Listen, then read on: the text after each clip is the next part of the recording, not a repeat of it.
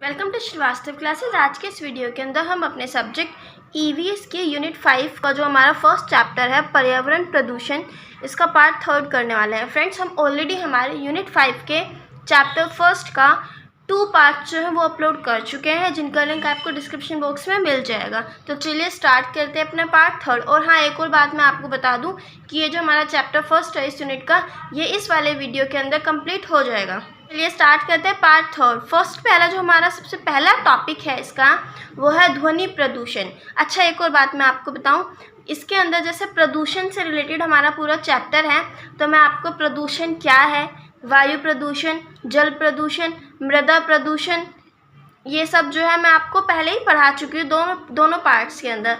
इस वाले पार्ट के अंदर मैं आपको ध्वनि प्रदूषण और ताप प्रदूषण पढ़ाने वाली हूँ। तो इस वक्त हम पढ़ रहे हैं ध्वनि प्रदूषण।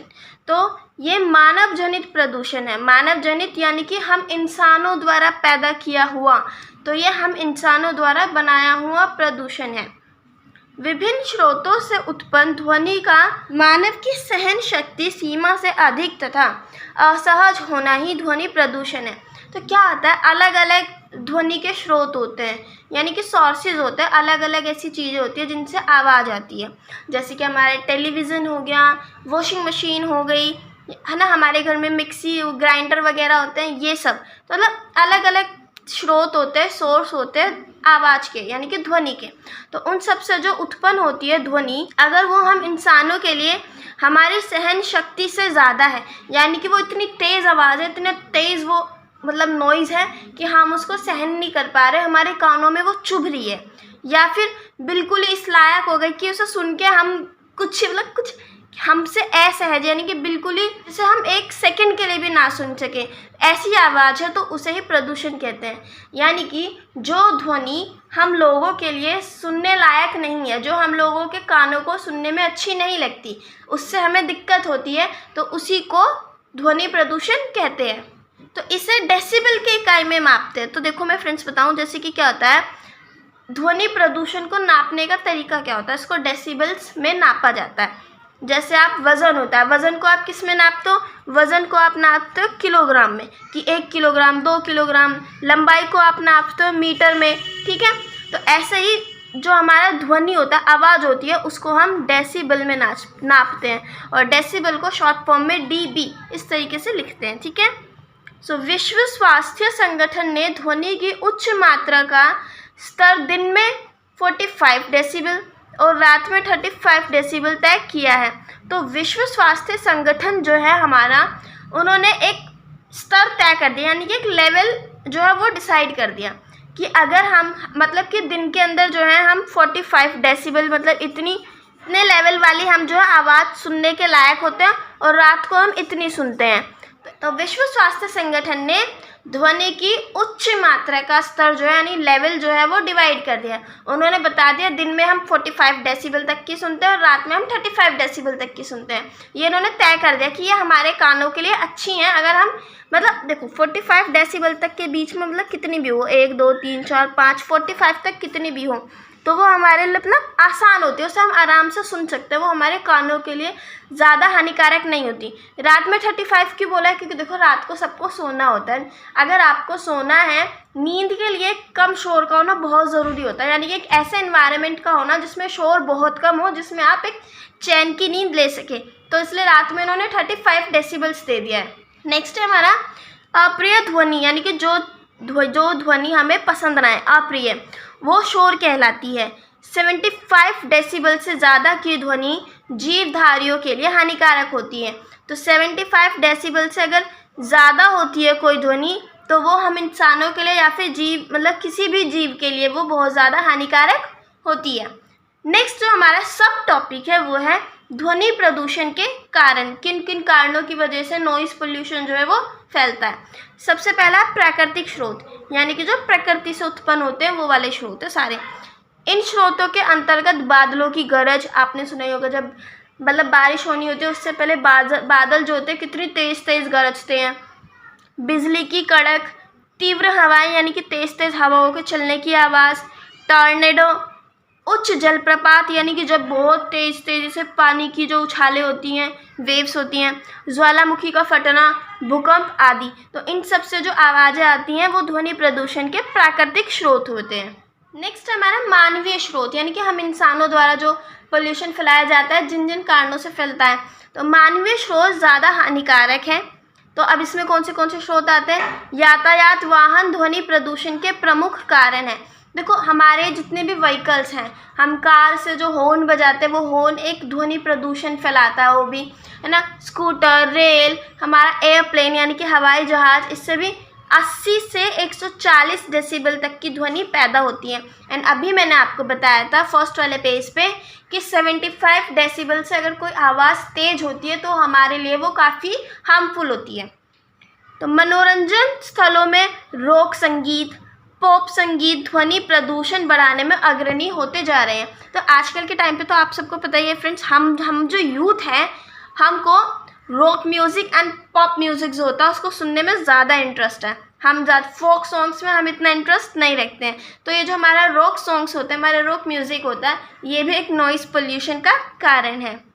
घरों में कपड़े धोने की मशीन, मसाले पीसने की मशीन, जनरेटर चलाने से ध्वनि प्रदूषण होता है।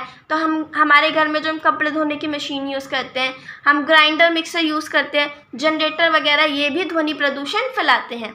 इनके अलावा फैक्ट्रियाँ, तेज़ ध्वनि वाले लाउड स्पीकर, तो लाउड स्पीकर होते हैं ना बहुत तेज़ आवाज़ वाले, जो हम अपनी शादी पार्टियों में भी लगाते हैं, डीजे वगैरह, और निर्माण कार्य आदि से भी ध्वनि प्रदूषण होता है। तो ये सारे मानवीय स्रोत हैं जिनसे ध्वनि प्रदूषण होता है। नेक्स्ट हमारी जो सब हेडिंग है वो है ध्वनि प्रदूषण के प्रभाव। तो क्या क्या असर पड़ते हैं नॉइज़ पोल्यूशन के? तो देखो नॉइज़ पोल्यूशन के जो असर है वो पर्यावरण और जीव जंतुओं सभी पर देखने को मिलता है।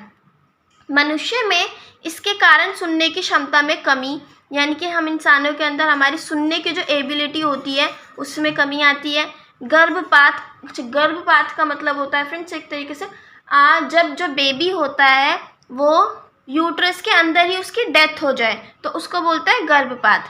तो पुतली का फैलाव, यानी कि पुतली यहाँ पे आइस जो होती है ना, हमारी आँखों की जो पुतली होती है, काली काली सी गोल गोल सी हमारी आँखों के अंदर ये जो काली काली गोल गोल सी होती है, इसको पुतली बोलते हैं। तो नॉइज़ पोल्यूशन के कारण हमारी पुतली जो होती है वो भी बड़ी होने लगती है, उसका फैलाव होने लगता है। मानसिक बीमारियाँ होने लगती हैं, पाचन संबंधी बीमारियां होती हैं, हृदय संबंधी रोग यानी कि हार्ट से रिलेटेड डिजीजेज होती हैं, कार्य क्षमता में कमी यानी कि हमारे काम करने की जो क्षमता होती है उसमें कमी आती है, और रोगों के होने की संभावना जो होती है वो इन सारे रोगों के होने की संभावना बढ़ जाती है। लेकिन इनमें जो मेन एक तरीके से मैं आपको बताऊं मेन क्या है, वो है सुनने की क्षमता में कमी, यानी कि जितना ज़्यादा आप नॉइजी एरिया में रहेंगे उतना ज़्यादा आपकी सुनने की जो एबिलिटी है वो इफ़ेक्ट होगी। तेज़ आवाज़ से जंतुओं के हृदय, मस्तिष्क और यकृत को हानि पहुंचती है। तो ये जितनी भी तेज़ आवाज़ें होती हैं इनसे जितने भी जंतु होते हैं, उसमें हम इंसानों को भी ले लो, छोटे मोटे जो ये जानवर हमारे कुत्ते बिल्ली वगैरह होते हैं इनको भी ले लो, तो इनके हृदय, इनके मस्तिष्क और इनके यकृत जो होते हैं इसको बहुत ज़्यादा हार्म पहुंचता है। जेब्रा फिंच जैसे जानवर ध्वनि प्रदूषण के कारण अपने सहयोगी से संचार करने में सक्षम नहीं हो पाते हैं।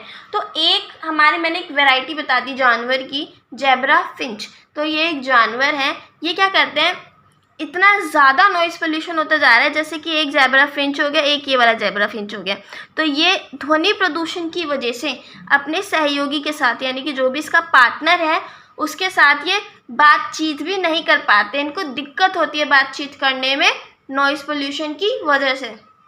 नेक्स्ट हमारा तेज ध्वनि कान के पर्दों को हानि पहुंचा सकती है। तो ये जो तेज आवाज़ होती है, यानी कि बहुत ज़्यादा वाली तेज आवाज़ जो होती है वो हमारे कान के पर्दों को बहुत ज़्यादा हानि यानी कि नुकसान पहुंचा सकती है। क्या होता है फ्रेंड्स, जितनी ज़्यादा तेज़ आवाज़ आएगी, देखो हमारे कान के पर्दे होते हैं, जैसे कि सोचो ये मेरा कान है, इसके अंदर एक यहाँ पे पर्दा होता है, जैसे आवाज़ इसके अंदर जाएगी तो ये हिलता है, इसके हिलने से ही हमें वो जो पूरा हमारे कान के अंदर का पूरा सिस्टम होता है, इसके हिलने से ही वो आवाज़ अंदर जाती है और फिर हमारे ब्रेन तक जाती है, और फिर हमारा ब्रेन जो है वो उसको पहचानता है कि क्या आवाज़ आई है।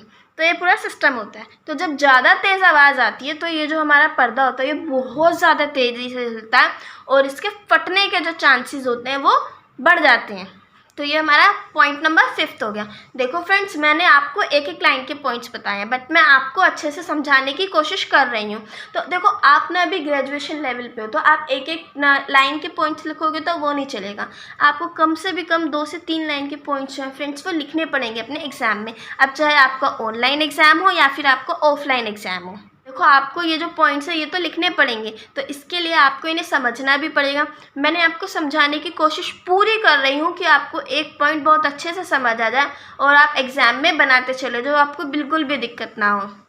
तो 6th जो हमारा पॉइंट है वो है मानव में बोलने में व्यवधान। व्यवधान यानी कि दिक्कत होना, चिड़चिड़ापन, नींद में व्यवधान आदि समस्याएं भी होती है। तो क्या होता है, नॉइज़ पोल्यूशन की वजह से हम इंसानों में बोलने में भी दिक्कत होती है, हमें चिड़चिड़ापन आ जाता है, हमें नींद भी अच्छे से नहीं आ पाती, और ये सारी जो समस्याएं होती है ये हमारे अंदर उत्पन्न होने लगती हैं। तो ये मैंने कुछ आपको प्रभाव भी बता दिए। अगर आपको और भी ज़्यादा असर पता है कि ध्वनि प्रदूषण से और कौन से प्रभाव जो हैं वो जानवरों पर, हम इंसानों पर या फिर पेड़ पौधों पर पड़ते हैं, पर्यावरण पर पड़ते हैं, तो आप उनको भी ऐड कर सकते हैं इसके अंदर और अपने एग्ज़ाम में लिख सकते हैं।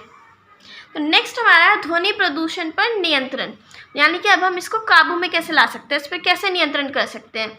तो विभिन्न क्षेत्रों में सड़कों के किनारे हरे वृक्षों की कतार खड़ी करके ध्वनि प्रदूषण से बचा जा सकता है, क्योंकि हरे पौधे ध्वनि की तीव्रता को 10 से 15 डेसिबल, मैंने देखो आपको बताया था कि डेसिबल को मैं डीबी में भी लिख सकती हूँ, तो मैंने यहाँ पे लिखा है डीबी तक कम कर सकते हैं। तो ये क्या हुआ, डेसिबल। तो देखो, ये जितने भी हरे पौधे होते हैं, देखो जैसे हमारी सड़क है, हमारी सड़क के किनारे पे हम हरे पौधे लगाएंगे, तो हमारे हरे पौधे, हमारे जितना भी नॉइज़ पोल्यूशन हमारे व्हीकल्स के हॉर्न वगैरह से फैलता है, तो वो उनसे थोड़ा सा कम हो जाएगा, क्योंकि हरे पौधों के पास ये एबिलिटी होती है, क्षमता होती है कि वो 10 से 15 डेसिबल तक कम कर सकते हैं ध्वनि के प्रदूषण को। एक तो ये वाला उपाय हो गया। दूसरा होता है कारखानों की दीवारें ध्वनि रोधक बनाई जानी चाहिए, यानी कि जितने भी कारखाने होते हैं जिनके अंदर बहुत बड़ी बड़ी मशीनें चलाई जाती हैं, जिनसे बहुत ज़्यादा नॉइज़ पोल्यूशन पे होता है, वो फैलता है, तो उनकी दीवारें जो है ना, उन्हें वो मोटी बनानी चाहिए। और इस मतलब वो होता है ना, साउंड एब्जॉर्बिंग शीट्स जो होती हैं, उन्हें उसका यूज़ करना चाहिए, यानी कि उन्हें अपनी दीवारें फिर ध्वनि रोधक बना देनी चाहिए कि उनसे बाहर साउंड ही ना आए, जिससे कि एनवायरनमेंट में नॉइज़ पोल्यूशन नहीं फैलेगा। तो आप ऐसे लिख सकते हैं कि उन्हें अपनी दीवारें ध्वनि रोधक बनानी चाहिए, जिससे कि कारखानों के अंदर का जो भी साउंड है, यानी कि जो भी ध्वनि है, वो बाहर नहीं आएगी, और जिससे हमारा पर्यावरण जो है वो ध्वनि प्रदूषण से बच जाएगा। तो आप ऐसे करके पॉइंट्स बना सकते हैं। थर्ड है हमारा मशीनों में साइलेंसर का प्रयोग होना चाहिए। एक तो देखो, मैंने आपको बताया कारखानों में ही हम अपनी साउंड एब्जॉर्बिंग शीट्स लगा दें। अच्छा, दूसरा तरीका है, जितनी भी मशीनें होती हैं उनमें साइलेंसर का यूज़ करना चाहिए। जैसे आपने सुना ना कि जो हमारी गन्स वगैरह होती है उनके अंदर साइलेंसर लगता है, क्योंकि फिर जब शूट करते हैं तो साउंड नहीं आती है। तो इसी तरीके से मशीनों में साइलेंसर लगा दो कि जब वो चले तो उनकी साउंड ना आए, तो उससे भी नॉइज़ पोल्यूशन जो है वो बहुत कम मतलब काफ़ी हद तक कम हो जाएगा। नेक्स्ट है यातायात कानून द्वारा शोर करने वाले वाहनों को पूरी तरीके से प्रतिबंधित किया जाना चाहिए। प्रतिबंधित यानी कि पूरी तरीके से बंद कर देना चाहिए, उन पर रोक लगा देनी चाहिए। तो देखो, यातायात कानून है एक, जिसके द्वारा जो वाहन बहुत ज़्यादा शोर मचाते हैं, यानी कि ऐसा होता है ना, जितने ज़्यादा व्हीकल्स पुराने होते जाते हैं वो उतना ज़्यादा नॉइज़ पोल्यूशन फैलाते जाते हैं। तो इसीलिए यातायात कानून के द्वारा जितने भी ऐसे वाहन होते हैं जो शोर करते हैं उनको रोक देना चाहिए, उनका इस्तेमाल नहीं करना चाहिए। नेक्स्ट है बस अड्डे, रेलवे स्टेशन, हवाई अड्डों को बस्तियों से दूर बनाया जाना चाहिए। देखो, जितने भी हमारे बस स्टैंड्स होते हैं, रेलवे स्टेशन और हमारे एयरप्लेन्स के जितने भी एयरपोर्ट्स वगैरह होते हैं, इनको बस्तियों से दूर बनाया जाना चाहिए, यानी कि ऐसी जगह से जहाँ पे लोग रहते हैं। क्योंकि देखो, आपको पता है बस स्टेशन हो गए, सोचो आपके घर के साइड में ही बस स्टेशन है, वहाँ पे रोज़ कितनी बस आती जाती होंगी, है ना, कितना नॉइज़ पोल्यूशन वहाँ पे फैलेगा, आप तो वहाँ रह ही नहीं सकोगे। रेलवे स्टेशन को ले लो, रेलवे स्टेशन के पीछे ही घर है, डेली की वहाँ पे ट्रेन आती जाती होगी, ट्रेन कितनी साउंड प्रोड्यूस करती है, ट्रेन से इतना ज़्यादा नॉइज़ निकलता है, तो वहाँ पे रहना मुश्किल हो जाएगा। तो वहाँ पे जितने भी लोग रहेंगे उनको नई नई बीमारी हो जाएंगी, उन्हें सुनने में दिक्कत हो जाएगी, किसी को कुछ। और एयरप्लेन्स का तो आप पूछो ही मत। आपके घर के आसपास कहीं एयरपोर्ट है, आपको पता है एयरप्लेन जब उड़ता है यानी कि टेक ऑफ करता है तो उससे बहुत ज़्यादा नॉइज़ पोल्यूशन होता है। एंड अगर एयरप्लेन के मतलब आपका घर बिल्कुल एयरपोर्ट के पास है तो जब एयरप्लेन टेक ऑफ करेगा ना तो कई बार चांसेस क्या होते हैं कि एयरप्लेन अगर आपके घर के जस्ट बिल्कुल ऊपर से निकल रहा है तो घर के जितने भी शीशे वगैरह होते हैं नॉइज़ पोल्यूशन की वजह से वो भी टूट जाते हैं। तो इन सब कारणों को बचने के लिए इन सब जितनी भी जगह हैं ये रेलवे स्टेशन, हमारे हवाई अड्डे, बस अड्डे, इन सबको बस्तियों से दूर बनाया जाना चाहिए ताकि लोगों को भी इनसे निकलने वाले नॉइज़ से जो है दिक्कत ना हो और पर्यावरण भी प्रदूषण से थोड़ा सा बचा रहे। नेक्स्ट है इसके दुष्परिणामों, इसके किसके ध्वनि प्रदूषण के दुष्परिणामों के बारे में जन सामान्य को यानी कि जनता को बताना जाना चाहिए कि मतलब इसके क्या क्या दुष्परिणाम होते हैं ताकि लोग इसके प्रति जागरूक हो जाए और खुद ही वो ध्वनि प्रदूषण कम फैलाए। क्या होता है कई बार लोग ट्रैफिक लाइट पे खड़े होते हैं, रेड लाइट पे, एंड उन्हें पता है रेड लाइट हो रही है, अभी रेड है लाइट, फिर भी हॉर्न पे हॉर्न बजाए चलते हैं, हॉर्न पे हॉर्न बजाते रहते हैं जिससे कि बहुत ज़्यादा नॉइज़ पोल्यूशन फैलता है बेफालतू का। तो अगर लोग जागरूक होंगे नॉइज़ पोल्यूशन को लेके तो वो अपनी तरफ से भी तो कोशिश करेंगे कि उनसे नॉइज़ पोल्यूशन ना हो, तो उन्हें इसके निवारण की शिक्षा भी दी जानी चाहिए। तो ये कुछ कारण हो गए, मतलब कुछ तरीके हो गए जिनसे हम ध्वनि प्रदूषण पर नियंत्रण कर सकते हैं। लास्ट है हमारे देश में ध्वनि प्रदूषण को कम करने के लिए 1989 दिसंबर में कानून बनाए गए थे। तो देखो एक हमारे देश में ध्वनि प्रदूषण को नियंत्रित करने के लिए, कम करने के लिए दिसंबर में 1989 में कुछ कानून भी बनाए गए थे जिनकी हेल्प से ध्वनि प्रदूषण को कंट्रोल किया जा सके। अब नेक्स्ट हमारा जो टॉपिक है वो है ताप प्रदूषण। तो ताप प्रदूषण को इंग्लिश में थर्मल पोल्यूशन भी कहते हैं। तो जब किसी जल निकाय या वायुमंडल की वायु का तापमान, किसका, जल निकाय की या फिर वायुमंडल का तापमान बढ़ या घट जाता है तो उसे ताप प्रदूषण कहा जाता है। देखो जब अगर सोचो कोई पानी की जगह कोई नदी है, कोई तालाब है, अगर उसका टेम्परेचर जो है वो कम हो जाता है यानी कि उसके पानी का जो टेम्परेचर है वो घट जाए या फिर बढ़ जाए, या फिर हमारे वायुमंडल की यानी कि हमारे पर्यावरण में जो हवा है उसका तापमान घट या बढ़ जाए तो उसी को ताप प्रदूषण कहते हैं। मैं एक बार और फिर से आपको समझाने की कोशिश करती हूँ। अगर पानी की कोई जगह है, तालाब वगैरह है, अगर उसके अंदर उसके पानी का जो टेम्परेचर है वो चेंज हो जाए, या तो वो पानी का जो टेम्परेचर है वो ज़्यादा हो जाए या फिर कम हो जाए, या फिर हमारे पर्यावरण के अंदर जो हवा है उसका टेम्परेचर या तो घट जाए या फिर बढ़ जाए, तो इसी को ही ताप प्रदूषण कहा जाता है। ताप का मतलब ही होता है टेम्परेचर। तो यहाँ पे किसकी बात चल रही है, पानी के टेम्परेचर की, यहाँ पे एयर के टेम्परेचर की। थर्मल यानी कि ताप प्रदूषण किसी भी तरह से पानी की गुणवत्ता का अभाव है। तो देखो थर्मल या फिर जो ये ताप प्रदूषण होता है इसमें हर तरह से पानी की गुणवत्ता जो होती है उसमें कमी आती है। यानी कि देखो क्या होता है, कई बार कोई फैक्ट्रियाँ क्या करती हैं, ठंडा पानी नदियों में छोड़ देती हैं जिससे कि जैसे नॉर्मल जो टेम्परेचर होता है पानी का उसमें एकदम से ठंडा पानी आया तो इसके तापमान में गिरावट आ जाती है, तो क्या हुआ, ताप प्रदूषण हो गया।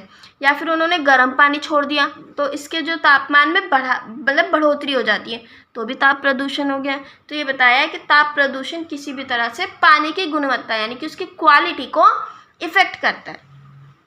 ताप प्रदूषण के स्रोत यानी कि कारण, किन किन कारणों की वजह से ताप प्रदूषण होता है। तो थर्मल प्रदूषण मैंने आपको बताया, ताप प्रदूषण को इंग्लिश में थर्मल पोल्यूशन कहते हैं यानी कि थर्मल प्रदूषण। तो इसका एक सामान्य कारण है बिजली संयंत्र और उद्योगों में पानी का उपयोग शीतलक के रूप में करना है।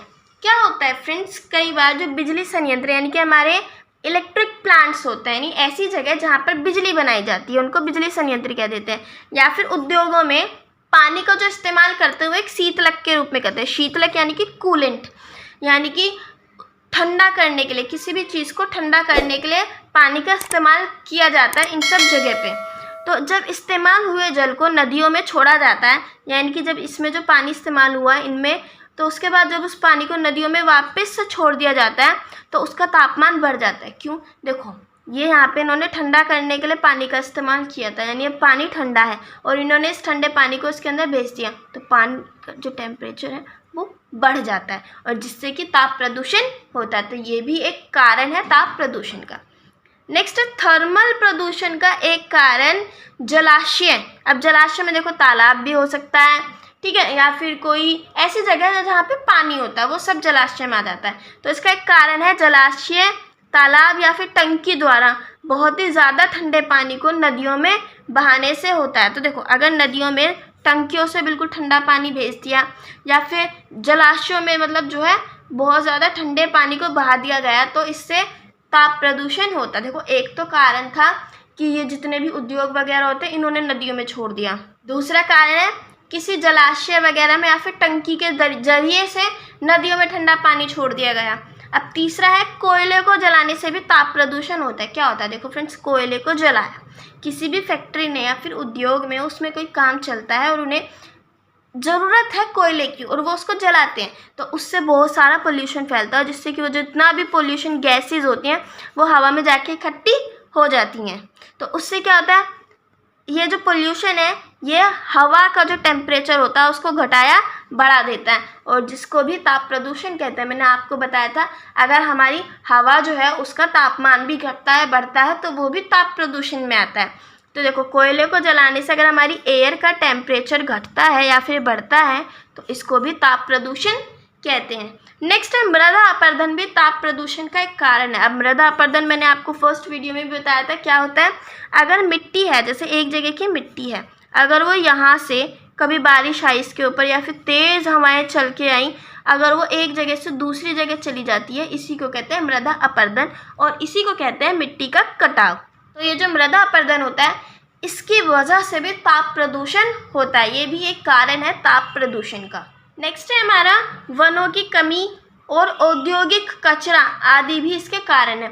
अगर पेड़ों की कमी होगी तो भी जितना ज़्यादा पोल्यूशन फैलता जाएगा वो उस पोल्यूशन को कम हो नहीं पाएगा, क्योंकि पेड़ों की कमी है तो भी ताप प्रदूषण फैलता है। और अगर जितना भी हमारे उद्योगों से वेस्ट वगैरह निकलता है इसको हम इधर उधर फेंक देंगे, सड़ेगा गलेगा, इनसे गंदा गंदा गैसेज निकलेंगी तो भी ताप पोल्यूशन फैलेगा। या फिर इससे जो कचरा होता है ये हमारे मिट्टी को गंदा करेगा, हमारा मृदा प्रदूषण होगा, और मृदा प्रदूषण के साथ साथ हमारा ताप प्रदूषण भी हो जाएगा। तो ये कारण थे ताप प्रदूषण के। नेक्स्ट है ताप प्रदूषण के प्रभाव, यानी कि अब इसके क्या क्या असर पड़ते हैं। तो ताप प्रदूषण के कारण पानी में घुलनशील ऑक्सीजन की कमी होती है। पानी के अंदर आप सबको पता होगा पानी के अंदर ऑक्सीजन होती है, तो वो ऑक्सीजन कैसी होती है, घुली हुई होती है। ऐसा तो है नहीं कि पानी के अंदर भी ऑक्सीजन के जैसे हम हवा के अंदर ऑक्सीजन ले रहे हैं गैस की फॉर्म में, ऐसे ही पानी के अंदर भी मछलियाँ गैस की फॉर्म में ऑक्सीजन लेती है। नहीं, पानी के अंदर घुली हुई ऑक्सीजन होती है। तो ताप प्रदूषण के कारण जैसे कि अगर कहीं ठंडा गर्म पानी आके नदियों में मिल गया तो उसके कारण घुलनशील ऑक्सीजन की कमी हो जाती है, और मछलियों को जिंदा रहने के लिए 6 ppm, ppm को बोलते हैं पार्ट्स पर मिलियन। क्या बोलते हैं? पार्ट्स पर मिलियन। तो 6 ppm की ज़रूरत होती है। देखो, पार्ट्स पर मिलियन क्या है ये भी मैं आपको समझा सकती हूँ, लेकिन आपके इस वक्त काम का नहीं है यहाँ पे, तो फालतू में टॉपिक को बढ़ाते नहीं है वीडियो को, इसे इतना ही समझ लेते हैं कि ppm का मतलब होता है पार्ट्स पर मिलियन। आपको पता होना चाहिए कि इसकी फुल फॉर्म क्या है। तो देखो, मछलियों को ज़िंदा रहने के लिए 6 ppm की ज़रूरत होती है, यानी कि पानी के अंदर ऑक्सीजन की जो मात्रा है वो 6 ppm होनी चाहिए।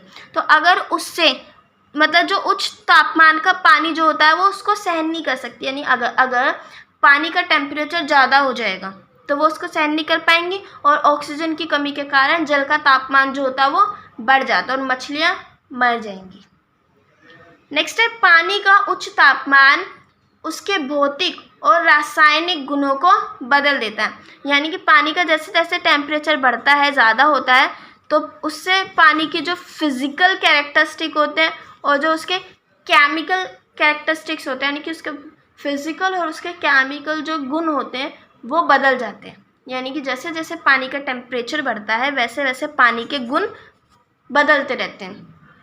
पानी में तापमान की वृद्धि से पानी में जहर की मात्रा बढ़ जाती है। अच्छा देखो, जैसे जैसे पानी का तापमान बढ़ता रहेगा वैसे वैसे पानी के अंदर जहर की जो मात्रा होती है वो भी बढ़ती जाती है, जो जलीय जीवन के मृत्यु दर में बढ़ोतरी कर सकते हैं। देखो, अब जैसे जैसे पॉइजन बढ़ता जाएगा वैसे वैसे उसके अंदर जितने भी मछली, छोटे छोटे कीड़े मकोड़े रहते होंगे पानी में, और जितने भी पेड़ पौधे होते होंगे जो पानी में उगते होंगे वो मर जाएंगे, उनका जो मृत्यु दर है वो बढ़ जाएगा। नेक्स्ट है ये पूरे जलीय पारिस्थितिकी तंत्र को बाधित करता है, यानी कि जो ताप प्रदूषण है ये पूरे जलीय पारिस्थितिकी तंत्र को यानी कि एक्वेटिक इकोसिस्टम को यानी कि पानी के अंदर जो पूरा इकोसिस्टम है उसको बाधित करता है, उसको कहीं ना कहीं रोकता है।